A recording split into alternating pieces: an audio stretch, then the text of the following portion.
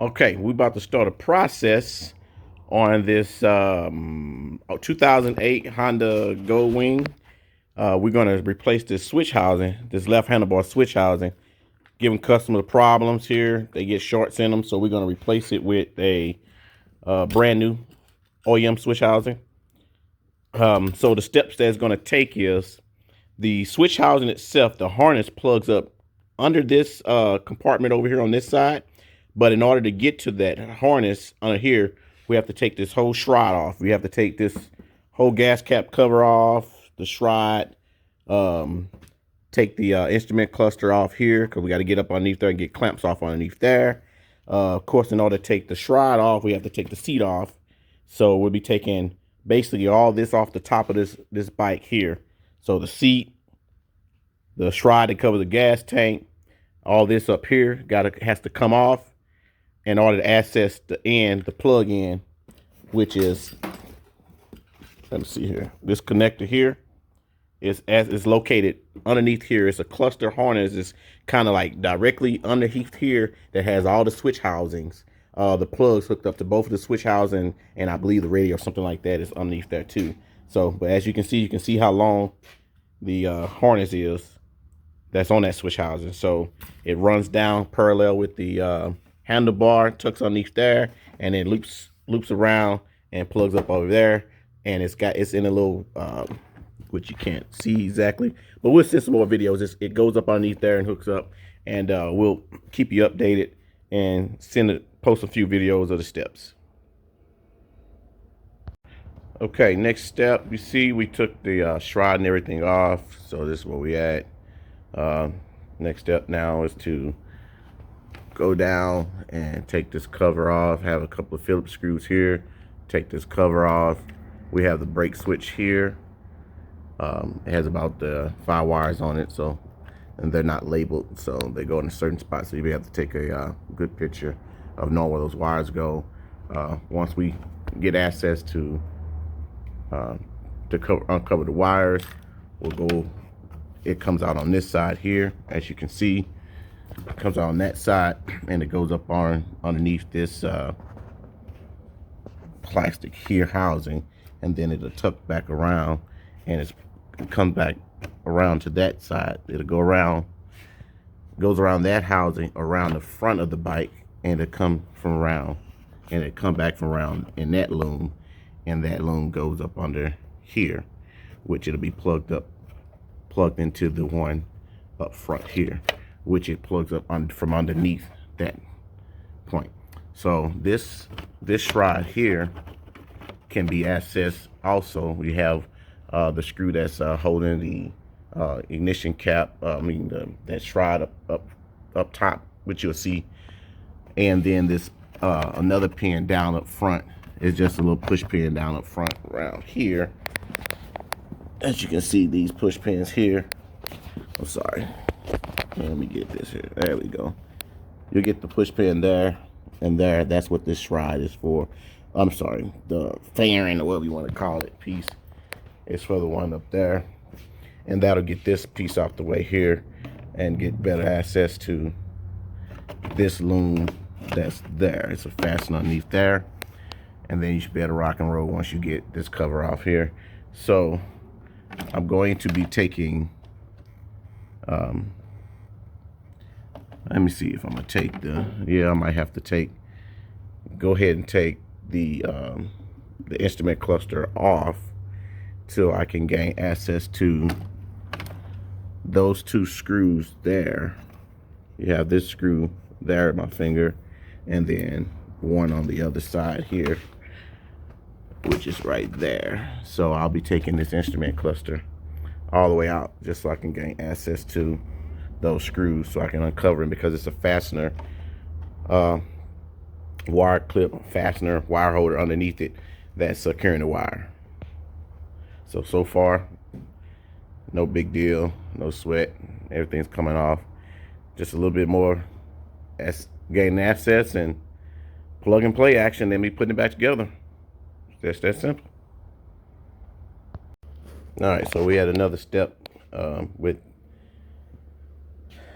getting the harness wiring out, You don't have to take the speedometer all the way off, but you take the bolts off to gain access, and then you get that plastic cover off there with the 2 screws.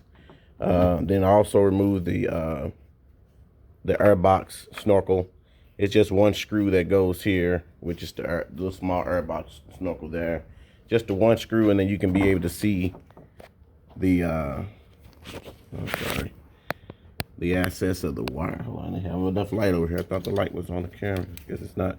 Well, anyway, the wire harness itself, switch housing, which is here. We're gonna lift the speedometer up, instrument cluster. We're gonna take this 8mm screw off here, holding that clamp down, and that harness rolls around to here. It rolls around to here, which I believe is this one right here on top, and go into that, which then we get it disconnected over there. So we got a little quick release clamp back here. We'll take off one of those little plastic zip ties. So do that and get right back. All right, so we got next step. Got the wiring unlatched from behind. As you can see,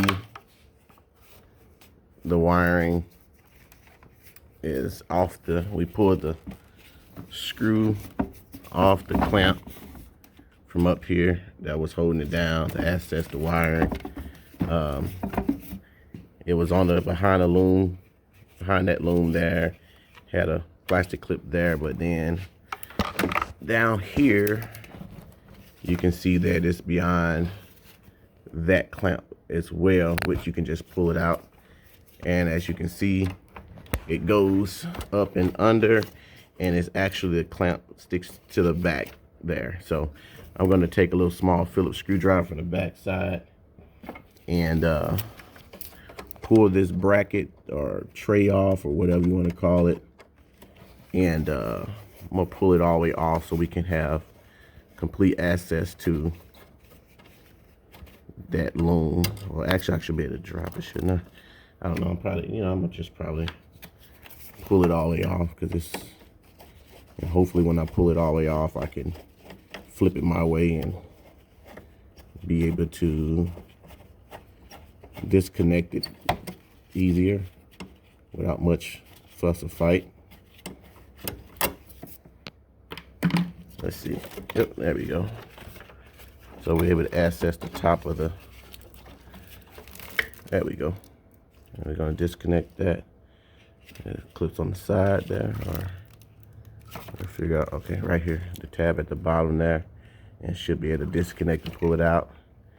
And it's stuck through there, so we probably likely will be pulling the one in the middle out as well to move it to the side in order to reach the harness, the new harness back through there, and stick it back to the top.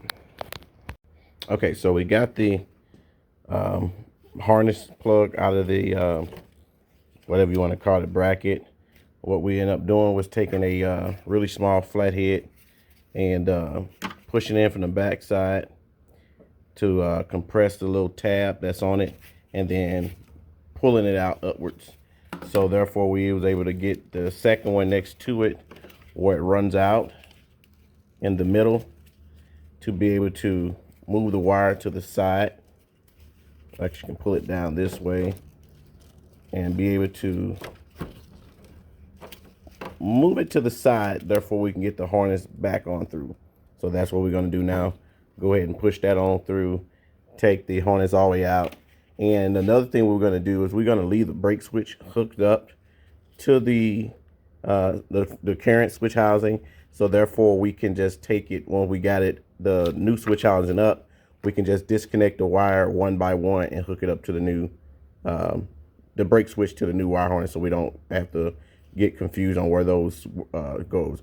Basically, this brake switch activates the front and the back brakes or whatever, not the front and back brake, but it's the switch for the both.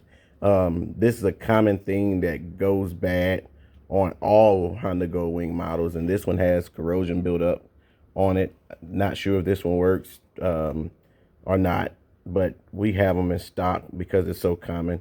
So yeah, just leave it hooked up. Just take the screw out. Therefore, you don't have to worry about remembering where wire goes where if that's of an issue for you.